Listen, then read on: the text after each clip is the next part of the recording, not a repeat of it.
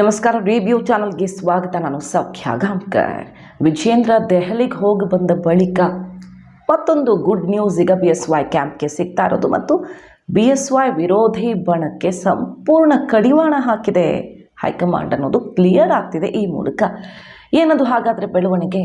BSY final ಮಾಡಿದಂಥ ವಿಜೇಂದ್ರ ಹೊತ್ತೊಯ್ದಿದ್ದ ಪಟ್ಟಿಗೆ ಈಗ ಮುದ್ರೆ ಒತ್ತಿರೋದು ಮತ್ತು ಶನಿವಾರ ಅದು ಬಹಿರಂಗಗೊಂಡಿರೋದು ಮಾಹಿತಿನ ಮುಂದೆ ಇಡ್ತಾ ಇದ್ದೀವಿ. ಮಿಸ್ ಮಾಡಿದ್ರೆ ಚಾನಲ್ನ ಸಬ್ಸ್ಕ್ರೈಬ್ ಮಾಡಿ, ನಿಮ್ಮ ಅಭಿಪ್ರಾಯ ಕಮೆಂಟ್ ಮಾಡಿ ತಿಳಿಸಿ. ವೀಕ್ಷಕರೇ, ಸದ್ಯ ಈಗ ವಿಜಯೇಂದ್ರ ಸೇನೆ ರೆಡಿಯಾಗಿದೆ.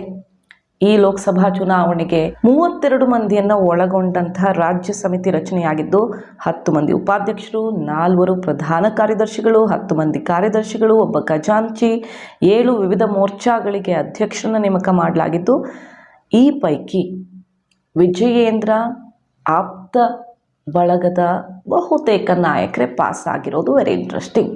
ನೋಡಿ, ಯತ್ನಾಳ್ ಅವ್ರಿಗೆ ಟಕ್ಕರ್ ಕೊಡೋದಕ್ಕೀಗ ನಿರಾಣಿಗೊಂದು ಹುದ್ದೆ ಕೊಟ್ಟಿದ್ದಾರೆ, ಉಪಾಧ್ಯಕ್ಷರನ್ನಾಗಿ ಮಾಡಲಾಗಿದೆ. ಹುದ್ದೆ ದೊಡ್ಡದೋ ಸಣ್ಣದೋ, ಆದರೆ ಸಂಘಟನೆಯಲ್ಲಿ ಅವ್ರದ್ದೊಂದು ಪಾತ್ರ ಇದೆ. ಸೋತ ಮೇಲೆ ಈಗ ಯಾವುದ್ರಲ್ಲೂ ಅವ್ರು ಏನು ಮಾತಾಡೋಕೆ ಬರೋಕೆ ಆಗಲ್ವಲ್ಲ, ಈಗ ಒಂದು ಹುದ್ದೆ ಇದೆ.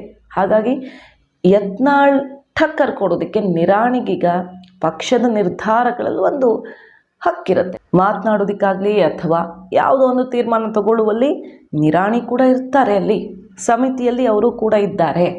ಹಾಗಾಗಿ ವಿಜಯಪುರದಲ್ಲಿ ಆ ಮೂಲಕ ನಿರಾಣಿ ಮೂಲಕ ಯತ್ನಾಳ್ ಅವರನ್ನು ಕಟ್ಟಿ ಹಾಕುವಂಥ ಕೆಲಸ ಕೂಡ ಮಾಡದಂತೆ ಕಂಡು ಬರ್ತಾ ಇದೆ. ಇನ್ನು ಲಿಸ್ಟ್ ನೋಡಿದ್ರೆ ಬಹುತೇಕರು ಇಲ್ಲಿ ವಿಜಯೇಂದ್ರ ಆಪ್ತರು ಅಂದರೆ BSY ಬಣದಲ್ಲಿ ಗುರುತಿಸ್ಕೊಂಡಿರೋರೇ ಇದ್ದಾರೆ. ರಾಜ್ಯ ಉಪಾಧ್ಯಕ್ಷರಾಗಿ Murugesh Nirani, Byrathi Basavaraj, Rajugowda Nayak, N Mahesh, Anil Benake, Haratalu Halappa, Roopali Nayak, doctor Basavaraj Kelagara, Malavika Avinash, M Rajendra, ಇವರೆಷ್ಟು ಜನ ರಾಜ್ಯ ಪ್ರಧಾನ ಕಾರ್ಯದರ್ಶಿಗಳು. ಸುನಿಲ್ ಕುಮಾರ್ ಅವರೊಬ್ಬರಿದ್ದಾರೆ, ಅವರು ಅಧ್ಯಕ್ಷರಾಗಬೇಕು ಇಲ್ಲ ಪ್ರತಿಪಕ್ಷ ನಾಯಕರಾಗಬೇಕು ಅಂತೆಲ್ಲ ಅಂದುಕೊಂಡಿದ್ರು. ಹಿಂದುಳಿದ ವರ್ಗಕ್ಕೊಂದು ಅವಕಾಶ ಸಿಗುತ್ತೆ ಅನ್ನೋ ಲೆಕ್ಕಾಚಾರ ಕಂಡು ಬಂದಿತ್ತು, ಬಟ್ ಅದಾಗಲಿಲ್ಲ.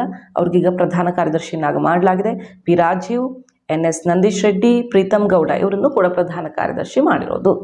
ರಾಜ್ಯ ಕಾರ್ಯದರ್ಶಿಗಳು ಶೈಲೇಂದ್ರ ಬೆಲ್ದಾಳೆ, DS ಅರುಣ್, ಬಸವರಾಜ್ ಮತ್ತಿಮೋಡ್, C ಮುನಿರಾಜು, ವಿನಯ್ ಬಿದ್ರೆ, ಕ್ಯಾಪ್ಟನ್ ಬ್ರಿಜೇಶ್ ಚೌಟ, ಶರಣ್ ತಳ್ಳಿಕೇರಿ, ಈ ರೀತಿ ಹೊಸ ಮುಖಗಳಿಗೆ ಅವಕಾಶ ಮಾಡಿಕೊಟ್ಟಿದ್ದಾರೆ.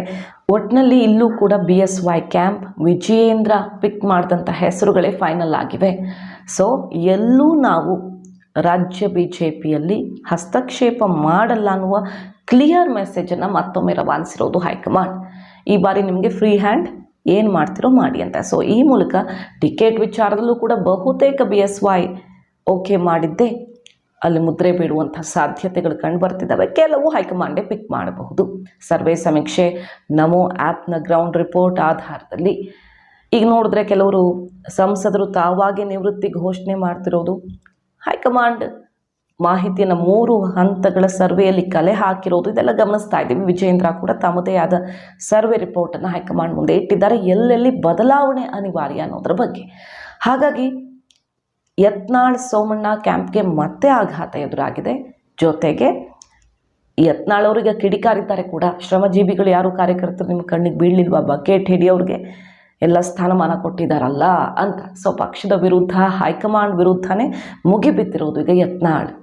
ಡೆಲ್ಲಿಗೆ ಹೋಗೋಕ್ಕೆ ಅವಕಾಶ ಸಿಕ್ಕಂಗೆ ಕಾಣಿಸ್ತಾ ಇಲ್ಲ. ಯತ್ನಾಳ್ ಅವರು ಹೋಗಿ ಬಂದರು, ಖಾಸಗಿ ಕೆಲಸ ಅಂತ ಬಂದರು, ಅಲ್ಲಿ ಮೀಟಿಂಗ್ ಅವಕಾಶ ಆಗಲಿಲ್ಲ. ಅದ್ರ ಬೆನ್ನಲ್ಲೇ ವಿಜಯೇಂದ್ರಗೆ ಮೋದಿ ಅಮಿತ್ ಶಾ ಅವರೇ ಅವಕಾಶ ಕೊಡ್ತಾರೆ. ಜೊತೆಗೆ ನೀವು ರೆಬಲ್ಸನ್ನು ಸಿಡಿದೆದ್ದಿರೋರನ್ನ ಕಂಪ್ಲೀಟಾಗಿ ನಿಯಂತ್ರಣಕ್ಕೆ ತಗೊಳ್ಳಿ, ನಿಮಗೆ ಸಂಪೂರ್ಣವಾದ ಸ್ವಾತಂತ್ರ್ಯ ಕೊಡ್ತಿದ್ದೀವಿ ಅನ್ನುವಂಥ ಬಿಗ್ ಮೆಸೇಜನ್ನು ಕೊಟ್ಟು ಈಗ ವಿಜಯೇಂದ್ರ ಇಟ್ಟಂತಹ ಪದಾಧಿಕಾರಿಗಳ ಪಟ್ಟಿಯನ್ನು ಫೈನಲ್ ಮಾಡಿ ಕಂಪ್ಲೀಟಾಗಿ ಅವ್ರಿಗೆ ಬೇಕಾದಂತೆ ವಾತಾವರಣ ಕಲ್ಪಿಸ್ಕೊಟ್ಟಿರೋದು. ಸೀಟ್ಸ್ ಬೇಕಷ್ಟೇ ಅನ್ನೋದು. ಹಾಗೆ ಸೋಮಣ್ಣಗೆ ಹೈಕಮಾಂಡ್ ಆಘಾತ ಕೊಟ್ಟಿದೆ. ಮಗನಿಗೆ ಈ ಟೀಮಲ್ಲಿ ಜಾಗ ಸಿಗತ್ತೆ ಅಂತ ಅಂದುಕೊಂಡಿದ್ರು. ತುಮಕೂರು ಜಿಲ್ಲಾ ಉಪಾಧ್ಯಕ್ಷರಾಗಿದ್ದಾರೆ ಈಗ ಆಗಿದ್ದರು. ಹೊಸ ಪುನರಚನೆಯ ವೇಳೆಯೂ ಯಾವುದಾದ್ರೂ ಒಂದು ಒಳ್ಳೆಯ ಸ್ಥಾನಮಾನ ಸಿಗತ್ತೆ ಅಂತ ಅಂದುಕೊಂಡಿದ್ದ ಸೋಮಣ್ಣ ಅವ್ರಿಗೆ ಶಾಕ್ ಕೊಟ್ಟಿದೆ. ಅರುಣ್ ಸೋಮಣ್ಣ ಅವ್ರ ಹೆಸರು ಇಲ್ಲೆಲ್ಲೂ ಇಲ್ಲ ಅನ್ನೋದು ವೆರಿ ಕ್ಲಿಯರ್. ಸೊ ಸೋಮಣ್ಣವರ ಮುಂದಿನ ನಡೆ ಈಗ ಕುತೂಹಲಕ್ಕೆ ಕಾರಣ ಆಗಿರೋದು. ಹಾಗೆ ಯಾಕಿದು ಆಗ್ತಾ ಇದೆ ಅಂತ ಕೇಳಿದ್ರೆ, ರಾಜ್ಯ BJPಯಲ್ಲಿ ಸದ್ಯದ ಬೆಳವಣಿಗೆ ಲೋಕಸಭಾ ಚುನಾವಣೆಗೆ ಪೂರಕವಾಗಿದೆ ಅನ್ನುವ ರಿಪೋರ್ಟ್. 20+ ಸೀಟ್ಸನ್ನು ನಾವು ಗೆದ್ದೇ ಗೆಲ್ತೀವಿ ಅನ್ನುವಂಥ ಭರವಸೆ ವಿಜಯೇಂದ್ರ ಮತ್ತು BSY ಕೊಟ್ಟಿರುವಂಥ ಈ ಭರವಸೆ ಬಹುತೇಕ JDS ಮೈತ್ರಿಯ ಜೊತೆಗೆ ಸಾಕಾರವಾಗುವಂತೆ ಹೈಕಮಾಂಡ್ಗೆ ವರದಿ ಕೈ ಸೇರಿದೆಯಂತೆ. ಹಾಗಾಗಿ ಈಗ ಡಿಸ್ಟರ್ಬ್ ಮಾಡೋದಕ್ಕೆ ಬಯಸ್ತಾ ಇಲ್ಲ. ಲೋಕಸಭಾ ಚುನಾವಣೆ ಆದಮೇಲೆ ಏನಾಗುತ್ತೆ ಅನ್ನೋದನ್ನ ಎಕ್ಸ್ಪೆಕ್ಟ್ ಮಾಡೋಕ್ಕಾಗಲ್ಲ. ಆದರೆ ಸದ್ಯದ ಮಟ್ಟಿಗಂತೂ, ಚುನಾವಣೆ ಮುಗಿಯೋ ಮಟ್ಟಿಗಂತೂ ಯಾರೂ ಈ ವ್ಯವಸ್ಥೆಯನ್ನು ಡಿಸ್ಟರ್ಬ್ ಮಾಡಲ್ಲ ಅನ್ನೋ ಕ್ಲಿಯರ್ ಸಂದೇಶ.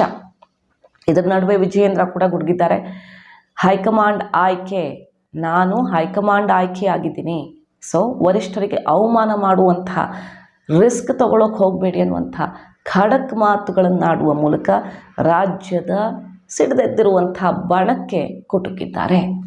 ಕಾದ್ ನೋಡೋಣ, ಈ ಸೇನೆ ಏನೋ ಕಟ್ಟಾಗಿದೆ, ಮುಂದೆ ಕಾರ್ಯಾಚರಣೆ ಹೇಗಿರುತ್ತೆ ಅಂತ. ಮಾಹಿತಿ ನಿಮ್ಗೆ ಇಷ್ಟ ಆಗಿದ್ರೆ ಮಿಸ್ ಮಾಡಿದ್ರೆ ಚಾನಲ್ನ ಸಬ್ಸ್ಕ್ರೈಬ್ ಮಾಡಿ, ಹಾಗೆ ನಿಮ್ಮ ಅಭಿಪ್ರಾಯ ಕಮೆಂಟ್ ಮಾಡಿ ತಿಳಿಸಿ. Thank you.